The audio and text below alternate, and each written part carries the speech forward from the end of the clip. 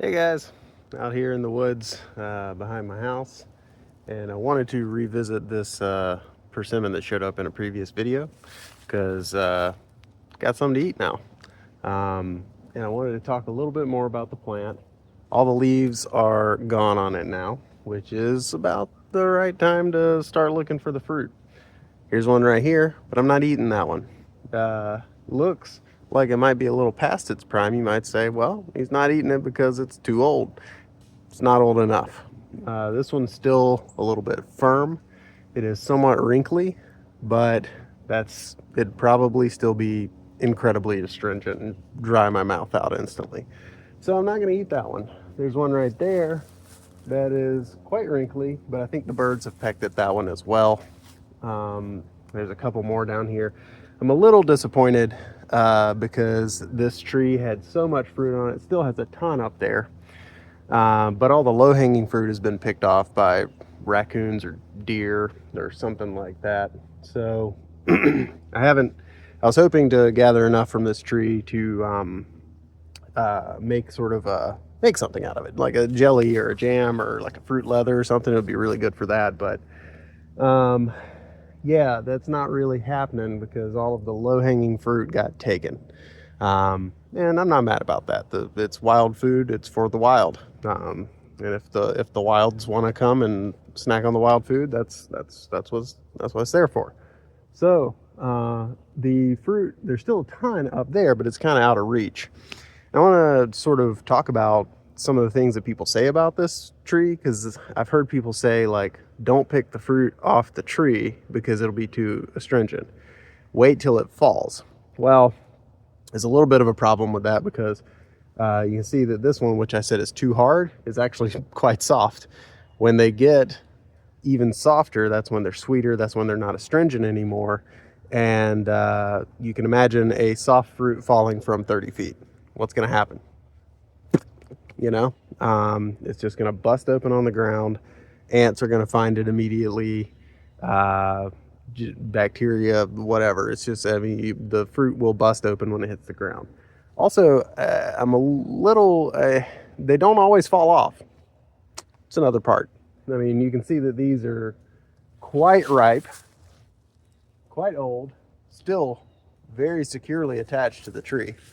I've seen these things hang out on the trees for basically all of winter and just sort of shrivel up and become this, go from hard and unripe to soft and ripe and wrinkly, and then wrinkle even more and get hard again because they're dehydrating. They're turning into this raisin, but they have very high sugar content, and that raisin is hard as a brick. They also have fairly large seeds in them that are also very hard. And because I always have some weird stuff in my pocket, and quite often it's seeds, these are some that I collected yesterday, and I'll just show you. They are about the size and shape of a pumpkin seed, but they're quite hard and inedible. So find them. Usually there's a few in the fruit on this tree. I ate one or two off of it earlier, and there were a couple that barely had any seeds in it at all, like one, maybe two seeds. That's kind of nice. Also, this particular tree has very large fruit for an American persimmon. I mean, that one is not particularly large, but that's still pretty big for an American persimmon. So I am going to try to germinate some of these. There was somebody online I was talking to recently wanted me to send some seeds to them, but I'm not getting as many seeds off of this because I'm not getting as many fruit. And I don't know. Maybe if I get more, I'll try to follow up on that and send that person some seeds. But yeah, I'm gonna be a little stingy with this and try to sprout them mostly myself. But gotta go pick some fruit. Show you guys the stick from a previous video. The stick in action. So the little hook here on it. I'm gonna try to get some of that fruit that I can barely reach up there.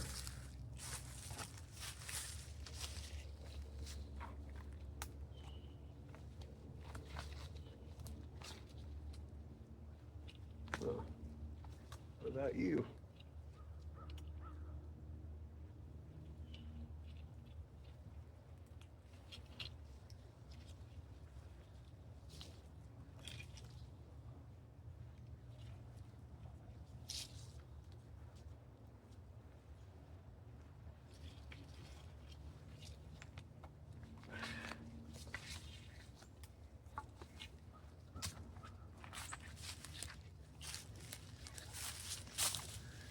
Okay, so a couple of these, the little twigs broke off with them on it.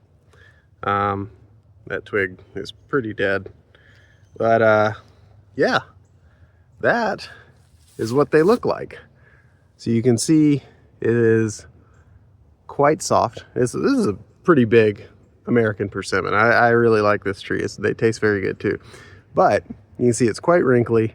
Does not look appetizing, but this is when they are appetizing. You can see it's quite soft. Watch, I can just sort of mush my finger in there and it leaves a little dent. So yeah, I got 3 of them. This one I think that was me that busted it open. That one's big. That is a big American Persimmon right there. That's pretty crazy. That's huge. So yeah, definitely gonna keep some seeds from this. But let's another thing I want to talk about is just the wrinkliness, the unappetizing look that they have when they become appetizing. You know, it's a wild food. You know, if you want a beautiful, blemish-free, perfectly orange, smooth persimmon, go get a Fuyu persimmon from the grocery store. I mean, they have them. They're often picked quite unripe, so they are not very sweet. And I hear people complain about that persimmons are just kind of a mid-tier fruit. These are going to be incredibly sweet. This is going to be I mean, it's like concentrated fruit. I mean, the fruit literally concentrates itself when it gets wrinkly, you know? I mean, it's drying out. So, yeah, I'll show you how I tend to eat these. So you don't want, you're not gonna eat the stem, you know? You don't want the stem. You don't want that calyx at the top either. That is a little bit easy to pull off. So you pull that out and it pulls a little plug out of the top. I'm gonna set these guys down before I mush them. Probably just mush them down there, honestly. But so what I do in the woods when I come across these, the skin of the outside of them on some trees, it's not very astringent when they get fully ripe like this, and you can just munch right through the skin and everything. Some trees, the skin remains a little bit astringent, and so that's what I've got going on here. So what I do is rip them open like so. So yeah, just look at that color there. It's incredible. It's like a jelly inside there. And so then I just kind of squeeze it out into my mouth.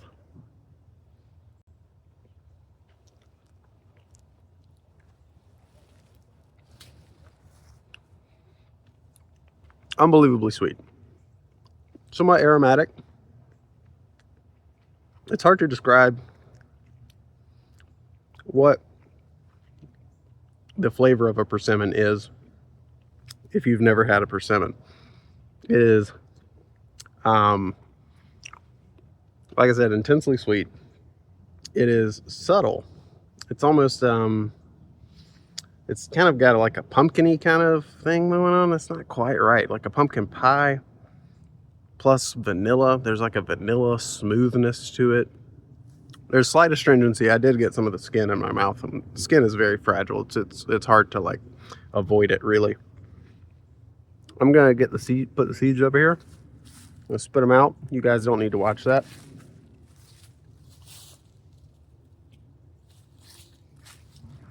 Put them on a leaf over there, so I'm gonna carry that back, clean them up, save them, and try to germinate them. But I'm gonna keep eating these things.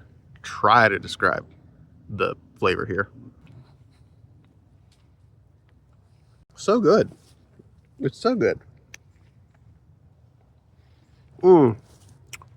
I think I know how to describe it. Okay, so it's like orange and vanilla, but mostly vanilla. Maybe like 1 part orange, 4 parts for vanilla. Maybe that's a good description of it. I don't know. It kind of comes close. I guess I'll have to eat another and think about it. The inside texture, it's what you think. I mean, it's goo. You see it's goo. Feels like goo. Vanilla, orange, and white tea. Vanilla, orange, and white tea.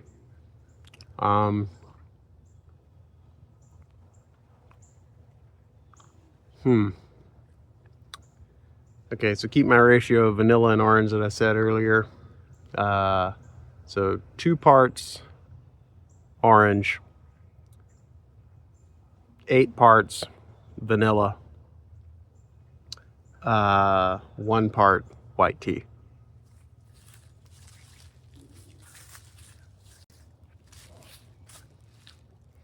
And just a bucket of sugar on top of that. There's some poop over there. Probably whoever was eating all the persimmons. Raccoon.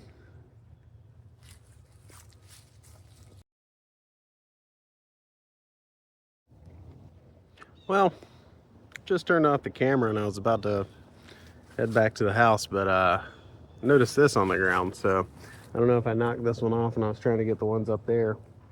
But it got knocked off the tree. It's not fully wrinkly, not as much as I would like. But I'm gonna put myself through this. I do have a coffee over there to sip on after this, but I'll show you guys what I'm talking about. See, this one it's still firm. It's firmer than the ones I was just eating. It is not as wrinkly, although somewhat wrinkly. Just back to that notion of people saying that this is not a good fruit or putting it down and that sort of thing. Wow, it's really hard to pull the calyx out of this one too. Actually, the calyx did not pull out. It shattered and left the little plug in there. But it is a wild fruit. If your definition of good fruit is just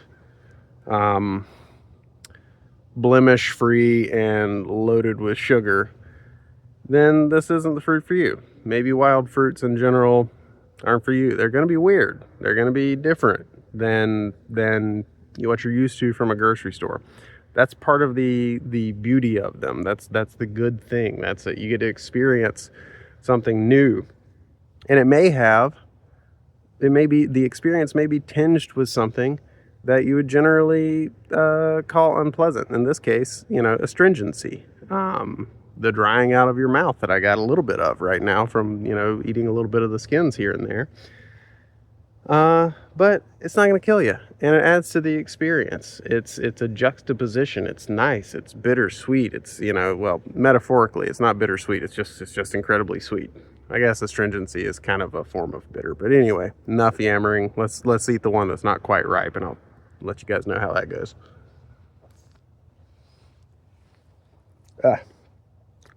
Wow. So it's like the inside of my mouth is suddenly covered in velvet. My teeth, the inside of my lips, my cheeks. It is fairly sweet at this point. It's not very gooey. It's still very juicy, which is kind of strange for a persimmon, or an American persimmon anyway. But just as soon as it hits my mouth, like, the inside of my lips are sticking to my teeth. My cheeks feel weird. Now that I'm swallowing it a little bit, same thing's happening in the throat. It's not very pleasant. I can see if you guys, try this fruit and you get it where it's still firm-ish on the outside or just a little bit wrinkly. You try that, you say, what the hell are these people talking about calling this good? So yeah, you gotta wait. Like I said, this one right here behind me, it's not ready yet. One way you can tell is that it's not that wrinkly. The other way you can tell is that the deer haven't gotten it yet. They know.